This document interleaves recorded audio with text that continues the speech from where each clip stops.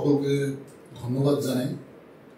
পূর্ব মেদিনীপুর সর্বশিক্ষা মিশনের সহযোগিতায় এই প্যান্ডামিক সিচুয়েশনে যাতে আমাদের পূর্ব মেদিনীপুর জেলার ছাত্রছাত্রীদের ক্লাস 11 এবং 12-এর বিশেষ করে সায়েন্স বিভাগের ছাত্রছাত্রীদের যাতে খুবই উপকার হয়, তারা এই প্যান্ডামিক সিচুয়েশনে ঘরের মধ্যেই বসে আছে। সেই জন্য পূর্ব মেদিনীপুর শিক্ষা দপ্তর সর্বশিক্ষা মিশন যে সহযোগিতা নিয়েছে এবং আমাকে একটা রসায়ন বিভাগের ক্লাসের জন্য দায়িত্ব দেওয়া হয়েছে। আমি বিকাশ কান্তি জানা, পূর্ব মেদিনীপুরের ময়না চমড়াচক জগদীশ্বরী বিদ্যাপীঠ HS স্কুলের রসায়ন বিভাগের সহ শিক্ষক। আমি আজকে 11-এর ক্লাস শুরু করছি। আমি আজকে 11-এর তোমাদের রাসায়নিক বন্ধন পড়াবো। রাসায়নিক বন্ধন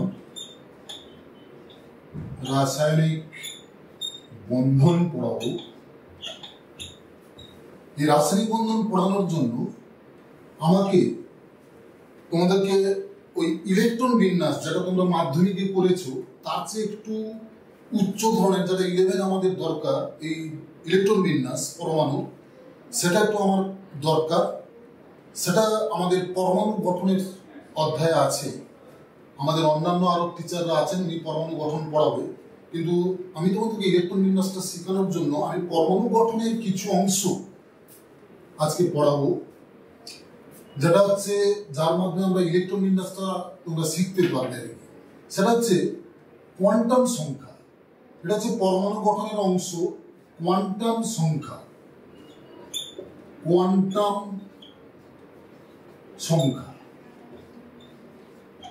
তো প্রথমে বলি এই কোয়ান্টাম সংখ্যাটা কি। কোয়ান্টাম সংখ্যাটা হচ্ছে, আমরা জানি একটা পরমাণুর যে কেন্দ্রে থাকছে প্রোটন আর তার বাইরের নিউক্লিয়াসকে কেন্দ্র করে ইলেকট্রনগুলো আবর্তন করছে। একটা কক্ষে ইলেকট্রনের যে সামগ্রিক পরিচয়, অর্থাৎ ইলেকট্রনের প্রকৃতি কিরকম বা কোন অবস্থায় ইলেকট্রনটা কোথায় আছে, এটাকে বোঝানোর জন্য আমরা নির্দিষ্ট কতগুলি সংখ্যা আমরা ব্যবহার করি। সেই সংখ্যাগুলিকে আমরা বলছি কোয়ান্টাম সংখ্যা। এই কোয়ান্টাম সংখ্যা হচ্ছে 4 ধরনের কোয়ান্টাম সংখ্যা আছে। একটা হচ্ছে মুখ্য কোয়ান্টাম সংখ্যা, আর হচ্ছে গৌণ কোয়ান্টাম সংখ্যা, তারপর হচ্ছে চুম্বকীয় কোয়ান্টাম সংখ্যা, আর আছে ঘূর্ণন কোয়ান্টাম সংখ্যা। তাহলে কি বললাম? মুখ্য কোয়ান্টাম সংখ্যা, একে আমরা স্মল n দ্বারা সূচিত করি। গৌণ কোয়ান্টাম সংখ্যা, একে আমরা স্মল l দ্বারা সূচিত করি।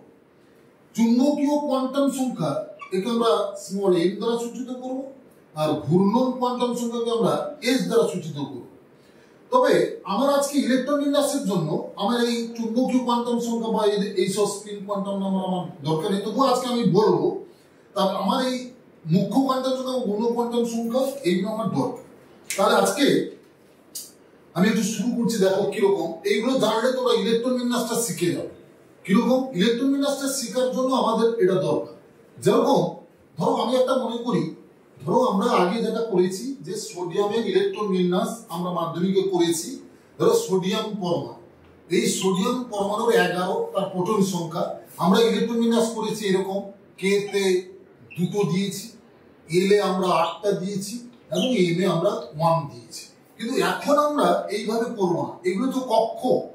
এই কক্ষের আবার বিভিন্ন উপকক্ষে ভাগ হয়েছে। সেইটা আমরা করার জন্য আমি ওই কোয়ান্টাম সংখ্যার অবলম্বনে আমরা করব। ধরো মনে করো একটা কক্ষ হচ্ছে কে। এই কে কক্ষে মুখ্য কোয়ান্টাম সংখ্যা n এর মান কত হবে? না, n এর মান হচ্ছে 1। এবারে দেখো গৌণ কোয়ান্টাম সংখ্যা, n এর মান কিভাবে আমরা নির্ণয় করব? না, একটা কক্ষে এই যে গৌণ কোয়ান্টাম সংখ্যা n এর মানটা, এটা করতে হবে কিরকম? না, 0 থেকে n-1 এর মধ্যে যতগুলো হবে সেটা হচ্ছে তাদের গৌণ কোয়ান্টাম সংখ্যা হবে। 0 থেকে n-1 এর মধ্যে যত। তাহলে দেখো যদি n-টা 1 হয় তাহলে n-1 মানে কত? না 0। তাহলে এর n সমান একটাই হবে, n = 0। এইবারে দেখো এই যে গৌণ কোয়ান্টাম সংখ্যা যার ইংলিশে বলা হচ্ছে অ্যাজিমুথাল কোয়ান্টাম নাম্বার, এই অ্যাজিমুথাল কোয়ান্টাম নাম্বারের উপর ভিত্তি করে একটা কক্ষে তার যে উপকক্ষ আছে, এই কক্ষগুলো যে উপকক্ষে ভাগ হয়েছে, সেই উপকক্ষের আমরা তার নামটা আমরা জানতে পারবো। যেরকম L = 0, সেই উপকক্ষটা হচ্ছে NS, উপকক্ষের নাম হবে NS। অর্থাৎ এই উপকক্ষের নাম হবে মানে কি NS, এলটা কত না 1, তার হচ্ছে এল হচ্ছে 1s। তাহলে একটা কে কক্ষের উপকক্ষ হলো 1s, যেহেতু L = 0, azimuthal quantum number L = 0, তার উপকক্ষের যে নামটা হলো 1s। এইবারে এই উপকক্ষে কটা ইলেকট্রন থাকবে, কটা ইলেকট্রন থাকবে মানে ইলেকট্রন ধারণ সংখ্যা, ইলেকট্রন ধারণ সংখ্যা, ধারণ সংখ্যা সেটা হচ্ছে 2 × 2l + 1 সূত্র অনুযায়ী। তাহলে যদি আমরা করি, তাহলে এখানে দেখো l এর মান হচ্ছে 0, তাই 0 বসালে 2 × 0 + 1, তাহলে হচ্ছে কত না 2টি। এটাই হচ্ছে সর্বোচ্চ। তাহলে 1s যে উপকক্ষ, এই কে কক্ষের 1s উপকক্ষ আছে, তাতে সর্বোচ্চ ইলেকট্রন ধারণ সংখ্যা হচ্ছে 2টো।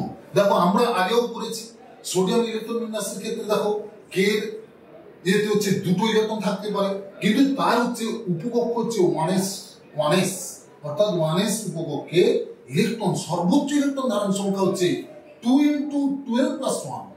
দেখে নাও 2 × 12 + 1, যেখানে L = হচ্ছে গৌণ কোয়ান্টাম নাম্বার, সেই সংখ্যাটা বসিয়ে দিলে আমরা তার সর্বোচ্চ ধারণ ইলেকট্রন সংখ্যা, ইলেকট্রন ধারণ সংখ্যা সর্বোচ্চ সে 2টো রাখতে পারবে। অর্থাৎ 2টোর বেশি কিন্তু এই কে কক্ষে থাকবে না, কারণ তার হচ্ছে উপকক্ষটা হচ্ছে 1s, অর্থাৎ 1s উপকক্ষে সর্বোচ্চ 2টো ইলেকট্রন থাকবে, যেটা আমরা সোডিয়ামের ক্ষেত্রে করেছি K2 L8 M1। অর্থাৎ দেখো কে তে 2টো, সেই 2টো কিন্তু থাকছে 1s উপকক্ষে। তাহলে এটা গেল। এবারে আমরা করবো কি না একটা এল কক্ষ দেখা যাক এল কক্ষের কি হয়,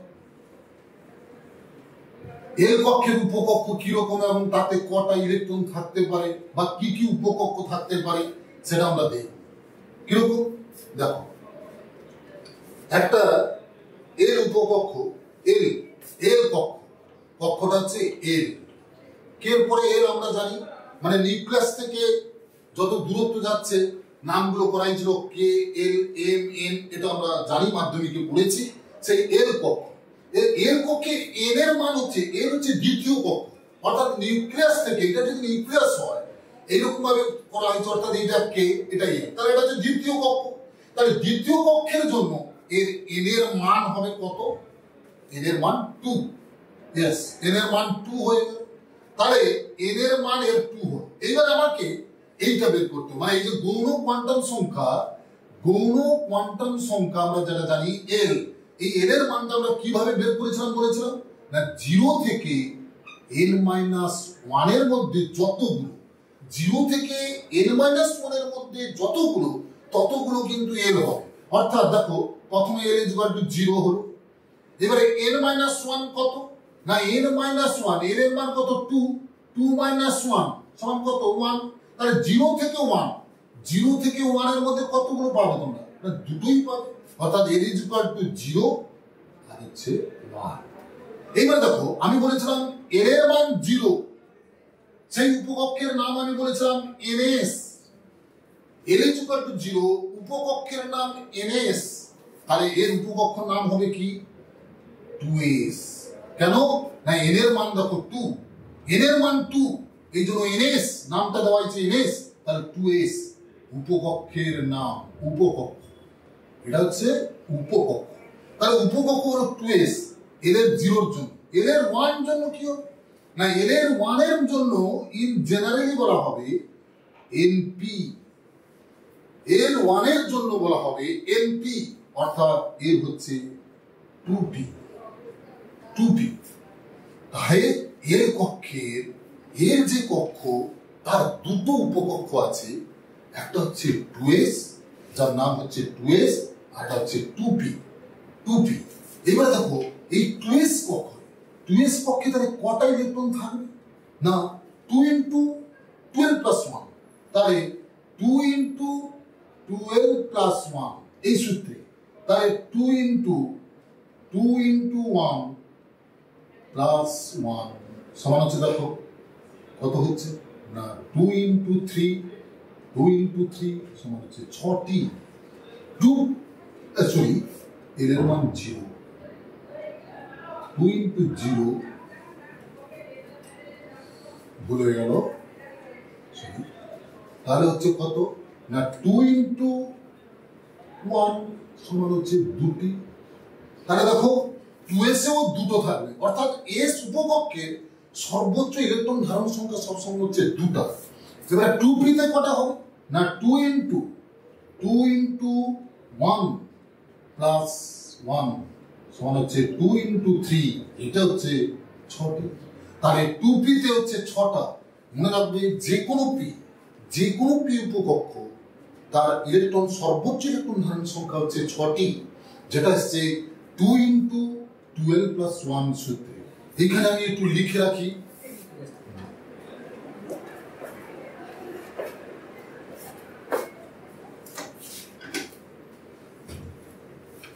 এখানে আমি একটু লিখে রাখছি যেখানে হচ্ছে আমরা নামটা কিভাবে করছি এর উপকক্ষের নামগুলো l is equal to 0 হলে হবে ns l is equal to 1 হলে হবে np l is equal to 2 হলে হবে nd R l is equal to 3 হলে হবে na এইভাবে উপকক্ষের নাম করা হয়েছে অর্থাৎ অ্যাজিমিউচুয়াল কোয়ান্টাম নাম্বারের উপর ভিত্তি করে আমরা উপকক্ষগুলোর নাম করেছি যখন এলটা তুমি 0 পাবে তখন তাকে তুমি বলবে ns অর্থাৎ এর মানটা পাশে বসিয়ে দিবে তাহলে সেই উপকক্ষ তুমি পেয়ে যাবে আবার np যখন এলটা 1 হবে তখন np সেটা 2p হতে পারে 3p হতে পারে ইত্যাদি হতে পারে কিন্তু ইলেকট্রন ধারণ সংখ্যা কত না যে কোনো উপকক্ষে ইলেকট্রন ধারণ সংখ্যা 2 into 12 plus 1 অর্থাৎ এর মান বসিয়ে দিলে আমরা কিন্তু একটা উপকক্ষে ইলেকট্রনের যে ধারণ সংখ্যা কটা সেটা আমরা কিন্তু পেয়ে যাচ্ছি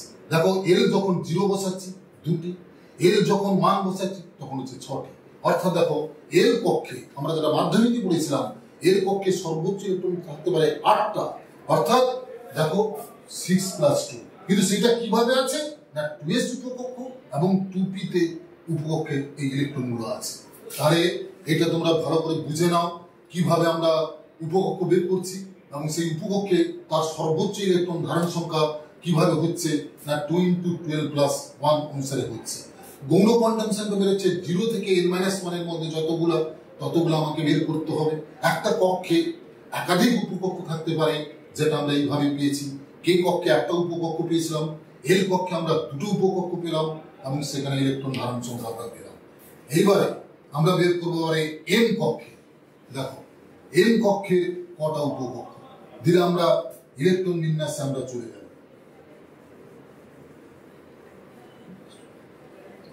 এন কক্ষ ক্যাপিটাল এন এন কক্ষের আমরা বলেছিলাম এইটা নিউক্লিয়াস স্তরে এইভাবে ইলেকট্রনের পদগুলোকে সাজানো হয়েছিল প্রথম কক্ষের নাম দেওয়া হয়েছিল কে দ্বিতীয় কক্ষ এল তৃতীয় কক্ষ হচ্ছে এন এরপরে এরকম আছে আবার এন এইভাবে আছে একটা পরমাণু এইটা হচ্ছে নিউক্লিয়াস অর্থাৎ নিউক্লিয়াস থেকে ডিস্টেন্স অনুযায়ী এইভাবে কিন্তু আমরা নামকরণ করেছিলাম মাধ্যমিকে আমরা সেই কক্ষগুলোর উপকক্ষ বের করছি কিরকম এম তাহলে এম এর এনটা তাহলে কত হবে এম এর এনটা হবে এন ইজ ইকুয়াল টু হয়ে যাবে 3 যেহেতু তৃতীয় কক্ষ এন এর মান 3 এইবারে দেখো গৌণ কোয়ান্টাম সংখ্যা আমরা বের করব এইটা বের করলেই আমরা উপকক্ষের নামগুলো পেয়ে যাবো এটা আমি বলেছিলাম এই সূত্র থেকে বের করবে অর্থাৎ 0 থেকে n-1 এর মধ্যে যতগুলো দেখো 0 তো ফার্স্টে হবেই অর্থাৎ এর ইজ ইকুয়াল টু একটা 0 আমরা পেয়ে গেলাম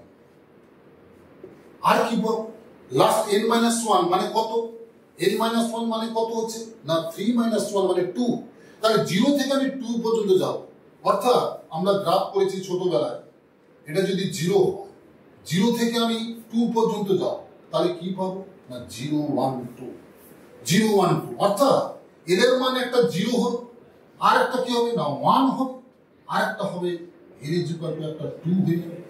তাহলে তিনটা আমরা কিন্তু এখানে গৌণ কোয়ান্টাম সংখ্যা আমরা কিন্তু পেয়ে গেলাম 0 থেকে n - 1 এর মধ্যে। অর্থাৎ ফার্স্ট আমরা n - 1 এর মানটা বের করব। n - 1 এখানে হচ্ছে n টা 3, n - 1 হচ্ছে 2। তাহলে 0 থেকে আমি 2 এর মধ্যে যাচ্ছি। আমরা ছোটবেলায় গ্রাফ করেছি, এটা যদি মূল বিন্দু 0 হয় তাহলে 0 থেকে আমি 2 এর মধ্যে যাচ্ছি। 0 1 2 ভালো করে বুঝে নাও। 0 1 2 এটা অনেকে ভুল করে দেয় ছেলেরা। তাহলে 0 1 2 একটা কক্ষের কিভাবে উপকক্ষগুলো বের হচ্ছে, একটা কক্ষের কিভাবে উপকক্ষ এটা না বের করতে পারলে কিন্তু ইলেকট্রনের ধারণ সংখ্যা আমরা কিন্তু বের করতে পারবো না। তাই আমি বলেছিলাম n = 0 হলে তার নাম কি না ns।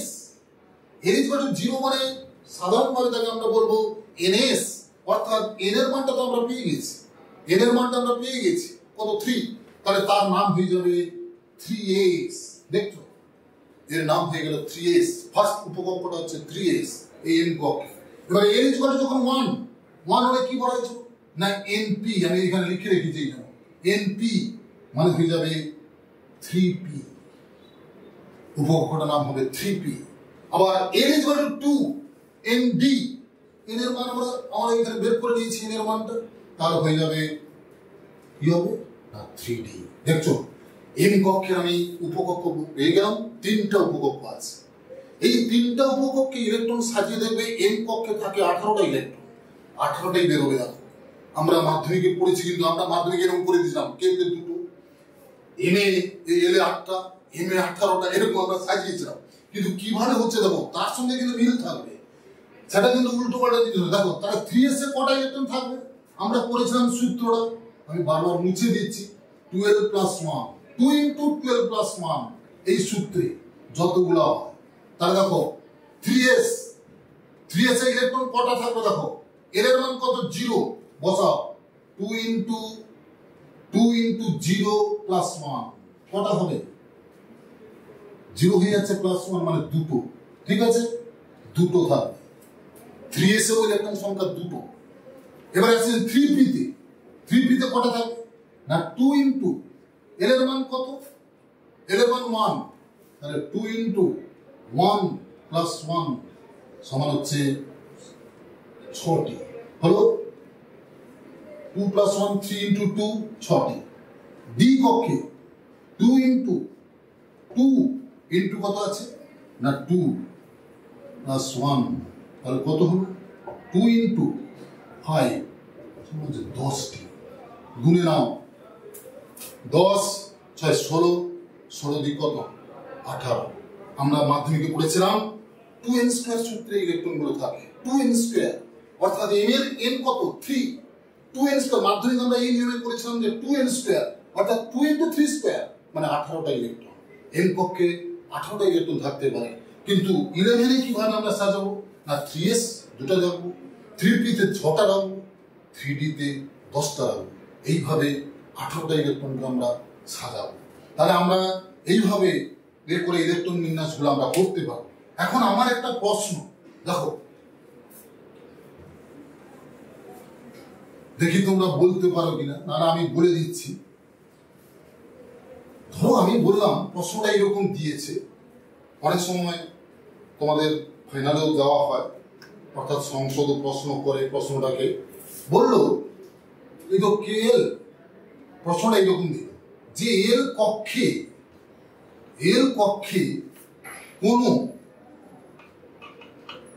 ডি উপকক্ষ থাকতে পারে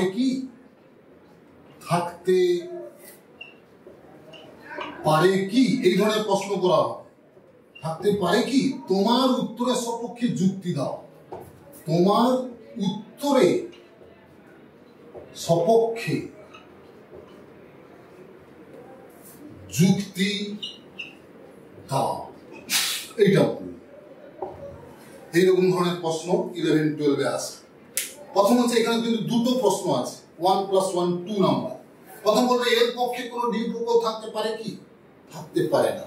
উত্তরটা হবে প্রথমে তোমাদের থাকতে পারে না। এবার কেন, তার উত্তরটা হলো থাকতে পারে না। এবার তুমি কেন তার যুক্তিটা দেখাবে। কিছু না, আগে আমরা যেটা বের করেছিলাম, দেখো এল আমি কি করব এই যে এল কক্ষ, আমার কাজ হবে তার সেই গৌণ কোয়ান্টাম সংখ্যাটা বের করে দেওয়া। ধীরে ধীরে তুমি উত্তরটা পেয়ে যাবে। কিরকম? না এর এন এর মান কত, এল মানে এন এর মান কত হবে না 2, অবশ্যই দ্বিতীয় কক্ষ এন এর মান 2। এবারে এল দেখো, এল এর মান আমরা জানি 0 থেকে n - 1, অর্থাৎ এল এর মান একটা হবে 0 আর একটা কত হবে 1, আর একটা এল এর মান হবে 1। 0 হলে আমি কত বলেছি না ns অর্থাৎ 2s, 1 হলে কত বলেছি না np অর্থাৎ কত হবে 2p। দেখো ডি হতে হলে আমাকে এল এর মান কত হতে হবে? এল এর সর্বোচ্চ মান আমাকে যদি ডি পেতে হয় তাহলে এল এর সর্বোচ্চ মান আমাকে 2 পেতে হবে। তাহলে দেখো, কিন্তু আমি তো পাচ্ছি না। এল এর মান 2, 0 থেকে n - 1 মানে 1 বেরোচ্ছে, 2 - 1 মানে 1, অর্থাৎ এল এর মান কিন্তু 2 আসেনি। তাহলে উত্তরটা লিখতে হবে তোমাকে, তুমি এইটা দেখিয়ে দিয়ে বলবে এটা উপকক্ষ, এটা হচ্ছে উপকক্ষ। এইটা করার পরে তোমাকে বলতে হবে যেহেতু এল কক্ষের এল এর সর্বোচ্চ মান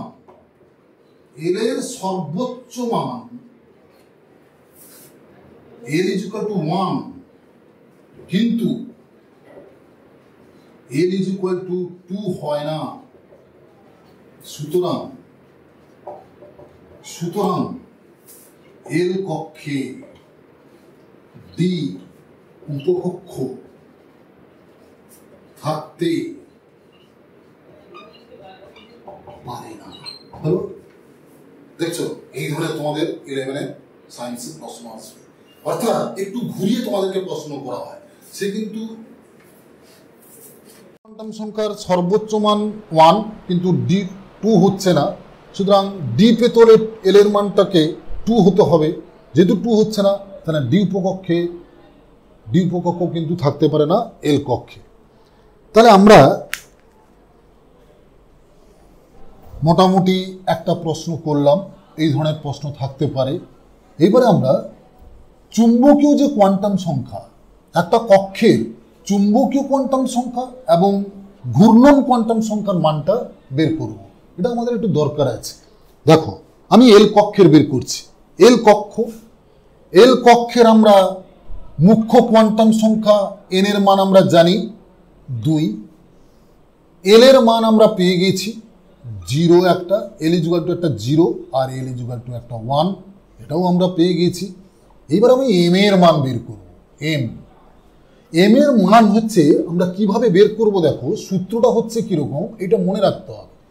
এম এর মান ম্যাগনেটিক চুম্বকীয় কোয়ান্টাম সংখ্যার মানটা গৌণ কোয়ান্টাম সংখ্যার উপর ভিত্তি করে মানটা নির্ণয় করতে হবে। কিরকম না, প্রতিটি গৌণ কোয়ান্টাম সংখ্যার জন্য এটা হবে -l থেকে +l পর্যন্ত যতগুলো, -l থেকে +l এর মধ্যে যতগুলো, এটা হচ্ছে সূত্র। অর্থাৎ দেখো, যার এল এর মান 0 তার m = হবে কিন্তু দেখো 0, আর যার এল এর মান 1 অর্থাৎ -1 থেকে +1 অর্থাৎ হবে m = হবে -1, m = 0, m = হচ্ছে +1। তাহলে প্রতিটা এল এর জন্য কিন্তু আমরা অনেকগুলো চুম্বকীয় কোয়ান্টাম সংখ্যা কিন্তু পেয়ে যাচ্ছি একটা কক্ষে। আর ঘূর্ণন কোয়ান্টাম সংখ্যা হবে ঘূর্ণন কোয়ান্টাম সংখ্যাটা হবে এস। এসটা কি হবে না, প্রতিটা চুম্বকীয় কোয়ান্টাম সংখ্যার জন্য আমরা লিখব +12 -12, এটার জন্য +12 -12, দুটা করে +12 -12, আর এটার জন্য +12 আর এটা -12। এই হচ্ছে ঘূর্ণন কোয়ান্টাম সংখ্যা বেরিয়ে গেল। অর্থাৎ চুম্বকীয় কোয়ান্টাম সংখ্যা বেরোলো -l থেকে +l এর মধ্যে যতগুলো, প্রতিটি চুম্বকীয় কোয়ান্টাম সংখ্যার মানে গৌণ কোয়ান্টাম সংখ্যার জন্য বের করলাম, এবং ঘূর্ণন কোয়ান্টাম সংখ্যাও বেরিয়ে গেল। তাহলে এইভাবে আমরা একটা কক্ষের মুখ্য কোয়ান্টাম সংখ্যা, গৌণ কোয়ান্টাম সংখ্যা, গৌণ কোয়ান্টাম থেকে কক্ষের নাম, উপকক্ষের নাম, এবং সেখান থেকে চুম্বকীয় কোয়ান্টাম সংখ্যা এবং ঘূর্ণন কোয়ান্টাম সংখ্যার মানগুলো আমরা বের করতে পারছি। এবারে আমরা ইলেকট্রন বিন্যাসে যাব। ইলেকট্রন বিন্যাস করার জন্য আমাদেরকে তিনটা নীতি মেনে চলতে হবে। সেই তিনটা নীতি তোমরা পরমাণু গঠনে পড়বে, আমি জাস্ট একটু বলে দিচ্ছি। একটা হচ্ছে পাউলিং অপবর্জন নীতি, এক পাউলিং অপবর্জন নীতি, পাউলির অপবর্জন নীতি, অপবর্জন নীতি, দুই হুন্ডের সূত্র, তিন হচ্ছে আফবাউ প্রিন্সিপাল, আফবাউ নীতি। এই তিনটার উপর ভিত্তি করে ইলেকট্রন বিন্যাস করা হবে। তো পাউলির অপবর্জন নীতিটা কি, ওটা তোমরা পরমাণু গঠনে পড়বে। এটা হচ্ছে বলা হচ্ছে, পাউলির অপবর্জন নীতি বলা হচ্ছে যে কোনো পরমাণু কোনো দুটি ইলেকট্রনের চারটি কোয়ান্টাম সংখ্যার মান একই হতে পারে না। চারটি কোয়ান্টাম সংখ্যার মান কখনোই একই হতে পারে না। আমি একটা উদাহরণস্বরূপ বলছি, দেখো এই পাউলির অপবর্জন নীতির আমি একটা উদাহরণস্বরূপ বলছি। মনে করো 1s কক্ষের n এর মান কত না 1, l এর মান কত না 0, m এর মান কত 0, কিন্তু স্পিনের মান কত না প্লাস হাফ মাইনাস হাফ। তাহলে দেখো পাউলিং বলেছেন যে কোনো একটি পরমাণুতে কোনো দুটি ইলেকট্রনের চারটি কোয়ান্টাম সংখ্যার মান একই হতে পারে না। চারটি কোয়ান্টাম সংখ্যার মান কখনো একই হতে পারে না। অর্থাৎ দেখো 1s উপকক্ষের, আমি একটা উদাহরণস্বরূপ বললাম, 1s উপকক্ষের দেখো n এর মান 1, l এর মান 0, m এর মান 0, কিন্তু স্পিন দেখো প্লাস হাফ মাইনাস হাফ। এবার হচ্ছে হুন্ডের সূত্র। হুন্ড বলছেন যে ইলেকট্রনগুলো মানে প্রায় সমান শক্তি সম্পন্ন উপকক্ষে এককভাবে প্রথমে প্রবেশ করবে এবং তাদের যে মানে ঘূর্ণনটা সর্বদা একই রকম হবে। অর্থাৎ ধরো কোনো একটা পি উপকক্ষে px, py, pz এইভাবে ভাগ করা হয়েছে। সেখানে যদি ইলেকট্রন ধরো তিনটা আছে, এককভাবে অবস্থান করবে এবং তাদের ঘূর্ণনটাও একমুখী হবে। এটা হচ্ছে হুন্ড বলছেন যে কোনো একটি মানে সমান শক্তি সম্পন্ন এই px, py, pz এদের শক্তিটা সমান শক্তি সম্পন্ন কক্ষকে প্রথমে এককভাবে ইলেকট্রন থাকবে এবং তাদের ঘূর্ণনটা একই হবে। এবার আফবাউ নীতিটা কি, ইনি বলছেন যে প্রথমে ইলেকট্রনগুলো নিম্ন শক্তিস্তম উপকক্ষে প্রবেশ করবে, তারপরে আস্তে আস্তে উচ্চ শক্তি স্তরে প্রবেশ করবে। অর্থাৎ ইলেকট্রনগুলোকে প্রথমে নিম্ন শক্তি স্তরে, তারপরে আবার উচ্চ শক্তি স্তরে ইলেকট্রন সাজানো হবে। তাহলে আবার বলছি, পাউলির অপবর্জন নীতি, এখানে বলা হয়েছে ইলেকট্রনগুলো মানে কোনো ইলেকট্রনের বা কোনো দুটি ইলেকট্রনের পরমাণুর কোনো দুটি ইলেকট্রনের চারটি কোয়ান্টাম সংখ্যার মান কখনোই একই হতে পারে না। হুন্ডের সূত্র বলছে সমান শক্তি সম্পন্ন কক্ষগুলো প্রথমে এককভাবে ইলেকট্রন প্রবেশ করবে এবং তাদের ঘূর্ণন একই হবে। আফবাউ নীতি বলল কি না, প্রথমে ইলেকট্রনটা নিম্ন শক্তি স্তরে প্রবেশ করবে, তারপরে উচ্চ শক্তি স্তরে ইলেকট্রনগুলো প্রবেশ করবে। তাহলে এই যে আমরা উপকক্ষগুলো বের করেছিলাম, সেই উপকক্ষে আমাকে ইলেকট্রন বিন্যাস করতে হলে উপকক্ষের এনার্জি অর্ডারটা হবে, এটা তোমরা একটু মনে রাখতে হবে তোমাদেরকে, বা বইতে একটা সুন্দর ছবিও আঁকা আছে, তবে আমি এখানে তোমাদেরকে লিখে দিচ্ছি যে উপকক্ষের এনার্জি অর্ডারটা এইভাবে, উপকক্ষের যে এনার্জি অর্ডারটা কিভাবে হবে সেটা হচ্ছে দেখো, প্রথমে হবে 1s লেস দেন এনার্জি অর্ডারটা, কক্ষগুলোর energy order 1s less than 2s less than 2p less than 3s less than 3p less than 4s less than 3d less than 4p less than 5s less than 4d less than 5p less than 6s less than 4a। এইভাবে energy অর্ডারটা হচ্ছে এইটা। অর্থাৎ শক্তির ক্রম কক্ষকগুলোর শক্তির ক্রম হচ্ছে এইভাবে জানতে হবে। অর্থাৎ 1s এর এনার্জি অপেক্ষা 2s এর এনার্জি বেশি, 2s এনার্জি অপেক্ষা 2p এর এনার্জি বেশি, 2p থেকে আবার 3s, এইভাবে ইলেকট্রনগুলোকে আমাকে পরপর করে সাজিয়ে যেতে হবে। এটা হচ্ছে এনার্জি অর্ডার। এই এনার্জি অর্ডারে আমাকে ইলেকট্রনগুলো সাজাতে হবে, আহ্বায়ক নীতি ফলো করে আমাকে এই ইলেকট্রন বিন্যাসগুলো আমাদেরকে সাজাতে হবে। তাহলে আসি, প্রথমে আমরা একটা মৌলের ইলেকট্রন বিন্যাস করে দেখা যাক এইভাবে কিভাবে ইলেকট্রন বিন্যাসটা করছি। দেখো, ধরো প্রথমে আমি বললাম সোডিয়াম, আমরা যেটা করেছিলাম সোডিয়ামের পরমাণু ক্রমাঙ্ক আমরা জানি 11 ইলেকট্রন বিন্যাস হবে কিরকম না, দেখো হচ্ছে 1s2 ইলেকট্রন বিন্যাস করা হচ্ছে, 2s2, তারপরে 2s এ দুটো গুনে গুনে যেতে হবে, 2 2 4 হয়ে গেল। এবারে হচ্ছে 3 2p তো হচ্ছে কত হবে, 2 2 4, এখনো তোমাদের আছে 6টা 2p 6, সর্বোচ্চ ইলেকট্রন 6টা থাকতে পারে। তারপরে হচ্ছে 3s1 অর্থাৎ 1s2 2s2 2p6 3s1 সোডিয়ামের ইলেকট্রন বিন্যাস হয়ে গেল। এবার আমি যদি বলি ম্যাগনেসিয়াম, আমরা জানি ম্যাগনেসিয়াম পরমাণু ক্রমাঙ্ক 12, এর ইলেকট্রন বিন্যাস দাঁড়াবে 1s2 2s2 2p6 3s, দেখো 6 4 10 12, তাহলে 3s আমরা জানি দুটো থাকতে পারে, 3s2 হয়ে গেল।